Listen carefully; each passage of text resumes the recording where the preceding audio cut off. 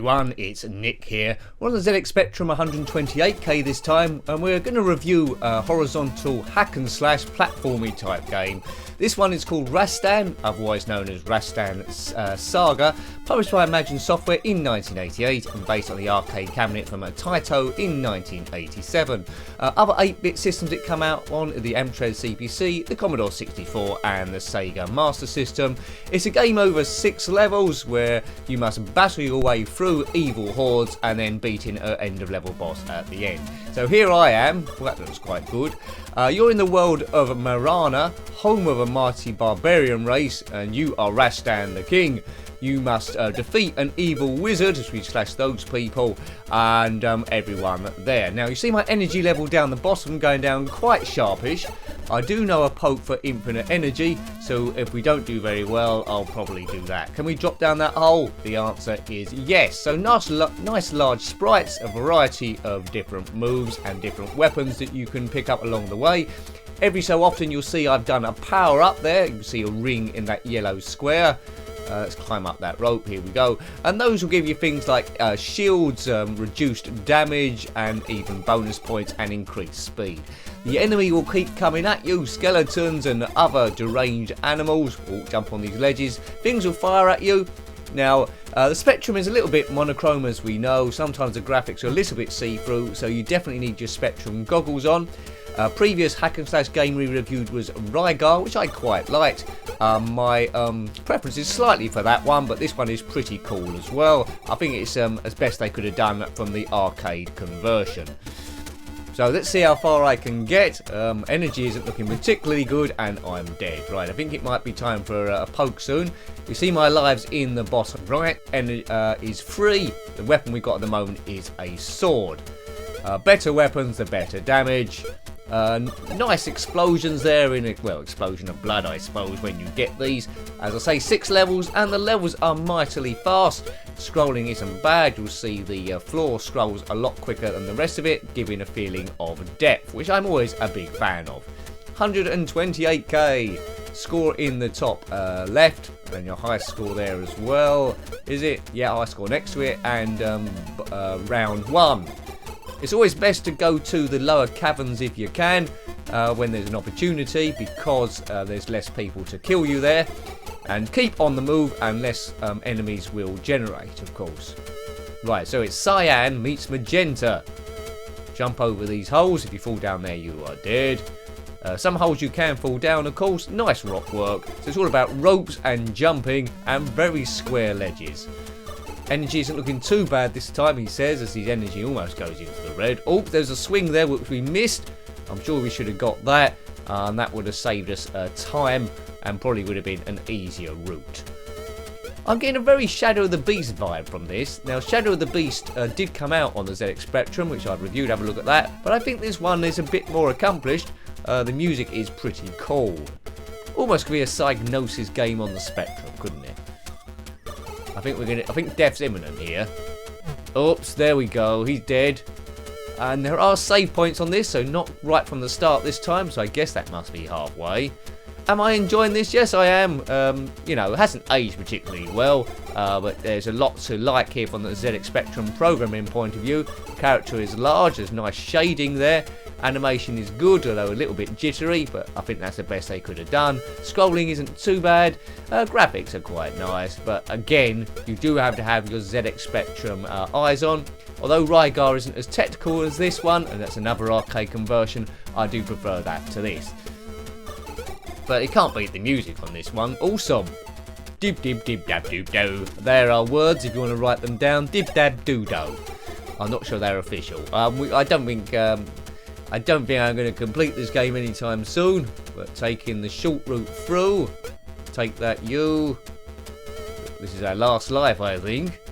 Hack and slash. I think all of them influenced by the Conan films. There's a Barbarian game as well on the ZX Spectrum. Come out on a variety of ones also. I've never played this down in the arcades. You might have done that, or if you got MAME set up, the arcade coin-up simulator, you might have had a go at the actual real one. Graphically, well, it's a lot more filled in, the arcade, than this, but it's a good representation. I wouldn't have been too disappointed if I got this back a day in 1988. Again from Imagine Software. Game over. Game we reviewed earlier on was BC Bill. Very, very basic compared to this one. That was by Imagine Software as well. Have a look at that if you haven't already. Now, I'm going to try and put a poke in then for infinite energy. This is the 128k version, so I don't know if my poke is going to work. Ragstar, or Ragstan, I think it was called, or the, yeah, Ragstar Saga. Go, go, go. Ragstan. Dib-ba-boo, ba-boo, ba-bo. Right, let's go. Clobber. No. Oh, the energy went down a little bit there, did it not? I think we're okay. I think we're okay. Going good. Right, okay. Right, it finally works. Take that. Sword to the kneecap. Sword to the kneecap. Let's see how far we can get. Can we get off stage 1? Well, we're not immune for falling down lava pit holes if there are any, and other swamp type things. But this bit we should be okay. Numerous different routes on this one. Some routes are a lot easier than others. Boof. Boof, as they say in the trade. Somewhere, I don't know what trade they say boof in, the boof trade. Take that. This skeleton's sort of like got 3 arms. He's now got none as he gets separated in his component bones. Look at this detail on the rock work there. Maybe plain would have been better, but anyway, it's quite busy, this game. Whoops, we've got it! Hooray! Jump! Hey! The only other rope thing I've seen before is in Jet Set Willy. And Jet Set Willy 2, of course, where Miner Willy jumps on the rope in the coal store and various other rooms. But, you know, graphically, that's a lot more basic than this. I always think the basic games work better on the Spectrum, doing what it's best at. This one is very, very ambitious indeed. Could have been a disaster, but they haven't done too badly on what they had to work with. So I think this game is good. I like it. It's great. I'm not sure I would have gone back to it too much as a kid, because I wouldn't have done too very well. It's much better than Thundercats, which is attempting a similar thing. So, you know, there we go. And there we're going over some sort of log bridge. Very graphics. A lot to entertain the eye, as I say, once you get your Spectrum eyes on. Take that. Up the rope we go. Hopefully, yes. Bib, bib, bib. Levels are huge. Oh, no, and you landed on that deadly thing. How far we got to go back now? Not to the start, to here, right. Here we go. Very, very square. Very, very square indeed. Now, if you completed this game on any system, then of course let me know what happens at the end. I think there might be a really meaty end of level boss on level 6. So what does he look like? Let us all know. Clobber. Right. Okay. Good stuff. Hope you like watching the channel and keeping it going. Tend to be 2 ZX Spectrum games a week. If you want it to continue, please watch a lot of the videos, show them some love, do some commenting, all that sort of stuff, because it does help in the YouTube search, the amount of different people with different IP addresses watching the videos, or at least clicking on them. Hooray! And it helps me keep going as well. Bit of an extra incentive. So, Conan the Barbarian, with a different name, is finding his way through. He's killing a lot of people, but they're all evil. I think that's speed, that icon there. I'm not sure if it's automatic or we need to activate it, but off we go. Just want to see if this level's ever going to change, or is it going to go on forever and a day. My heart is beating well, as you see on the bottom left. Get over there, kill those dogs, kill him. Over another bridge we go. I don't know, there's either the sky in the background or some crazy wallpaper, or we're in a cave. It's hard to tell. Alright, end of that. Right, okay, so things are changing. This must be end of level boss territory. Got all my energy back. We're being chased by a bat, which I slice into with my lovely sword.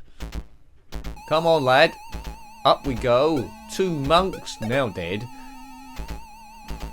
The music has changed subtly again. That's very impressive. Colour palettes change. You see there, the foreground is moving independently to the background. Good stuff. This has been programmed really, really well. It's very busy, but it's been programmed very well. There's a lot going on behind the scenes here. I don't think I could have done this without a cheat on, to be fair. I would have died 5 or 6 times already.